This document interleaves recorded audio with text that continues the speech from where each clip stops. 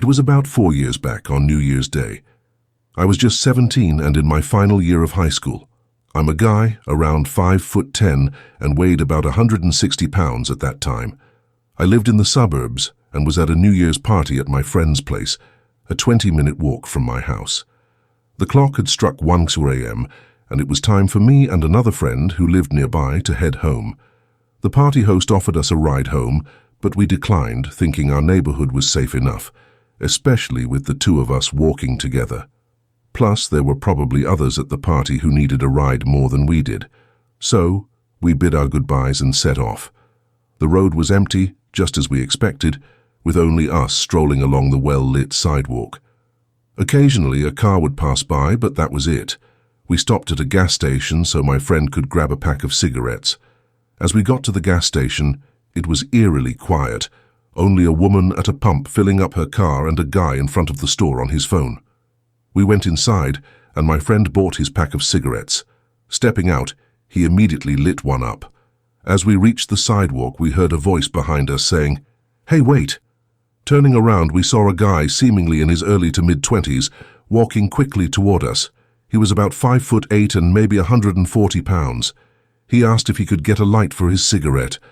We didn't think much of it and helped him out. He thanked us and we started to walk away, but he kept following, asking where we were headed. We said we were going home and asked about his destination. He told us his friends were at a party nearby, and he was heading back there after getting some fresh air. He then invited us to the party. This set off alarms in our heads. Why would a guy in his 20s invite two teenage boys he didn't even know to a party?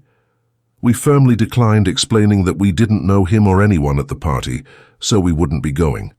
He laughed it off, saying we looked like cool party guys and needed to loosen up a bit. My friend and I, pretending to be 18 and 17, hoped it might deter him. He just chuckled, dismissing our age as insignificant. He bragged about partying with his 16-year-old brother, an unnerving detail. I thought to myself, can't this guy take a hint? We were less than 10 minutes away from home, eager to shake off this creepy individual tailing us. Firmly, I told him, "Dude, we're not going with you. Quit following us." His reaction was explosive, hurling insults at us, displaying his anger. He started spewing racial slurs at my friend, revealing the darker side of his intentions. My friend wanted him to back off, ready to defend himself. The guy fled, leaving us in a state of disgust. As we walked, we discussed the encounter, chalking it up to a possibly intoxicated person from a New Year's party. Little did we know, a car slowed down behind us, revealing the same guy and two companions, seemingly his friends. Once again, he invited us to their party, but we knew we had to escape this situation. Urgently, my friend and I agreed to get away. The guy persisted, menacingly claiming, "You're coming with us one way or another." Fear propelled us into action as they pulled over and approached us menacingly. We bolted down a side street, my friend shouting, "Run to the park, we'll lose them there." Panic surged through me, terrified that my friend might stumble in the darkness.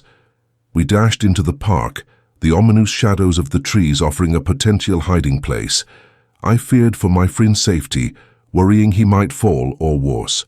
Behind us, we heard one of them stumble, a brief reprieve. As we emerged into the light again, we chose another path in the park, hoping to outmaneuver them. But they were persistent, drawing nearer. Desperation fueled us as we sprinted towards the park's bathrooms. Inside, we caught our breath, lungs burning with exhaustion, grateful for a moment of respite. We should have just called the cops and hidden until they arrived. But in the heat of the moment, our minds were fixated on one thing: escaping from those deranged individuals. So we decided to make a run for it, towards the nearest park exit, then to my house. After waiting anxiously in the bathroom for what felt like an eternity, we finally gathered the courage to make our move. We burst out of that restroom like bats out of hell, sprinting towards the park's exit. But just as we thought we might be in the clear, we heard one of those crazies shouting behind us. They had found us, and panic surged through our veins. We didn't dare look back for more than a second, but we could see one of them gaining on us, their crazed determination visible from a distance. Our hearts pounded as we ran as if our lives depended on it, because they very well might have.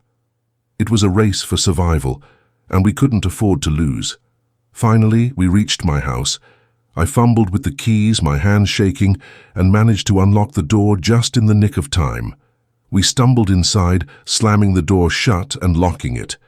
In my living room, we collapsed on the couch, gasping for breath, both of us too terrified to speak. We sat there silently trying to regain our composure after the horrifying pursuit, praying that they hadn't seen where we ran. I kept peering out the windows, my eyes darting around, searching for any sign of them. For what felt like an eternity, I watched and waited. Fortunately, they never showed up again, but the fear still gnawed at me. My friend and I whispered about what those people might have wanted with us. Did they intend to kill us, rob us, or worse? The possibilities were too ghastly to contemplate. My friend hung around for what seemed like hours, but eventually he insisted on heading home, leaving me alone with my thoughts. As I lay in bed, the night replayed over and over in my mind. What if they had caught us? Even now, those chilling thoughts haunt me. Eventually, exhaustion overcame my racing mind, and I drifted into a fitful sleep. The next morning, I mustered the courage to tell my parents about the harrowing ordeal. They were relieved we were unharmed but furious that we had chosen to walk home. They scolded me for not accepting a ride from another friend or calling them for help. We filed a police report, providing all the details we could remember. Sadly, we never received any updates on the investigation. I often wondered about those sinister individuals and the horrors they might have inflicted on others. This nightmarish experience forever changed me. I'm now hyper-aware of my surroundings and avoid walking alone at night whenever possible. I shudder at the thought of encountering those people again, and I'm just thankful that to this day I never have.